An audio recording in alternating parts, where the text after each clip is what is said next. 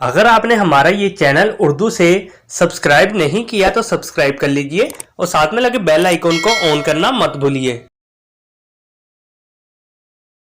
नाम है अरद। अरद नाम के मायनी है फरिश्ते का नाम। नाम है आयान। आयान नाम के मायनी है अल्लाह का तोहफा, अल्लाह की तरफ से इनाम, करम। नाम है बदर। बदर नाम के मायनी है 14वीं का चांद, पूरा चांद, मुकम्मल। नाम है नाजिम।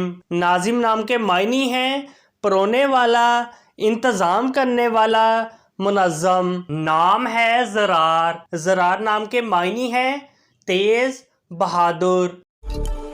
अपने नाम का मीनिंग जानने के लिए कमेंट बॉक्स में लिखिए। चैनल को सब्सक्राइब कीजिए, वीडियो को लाइक और शेयर कीजिए। Thanks for watching.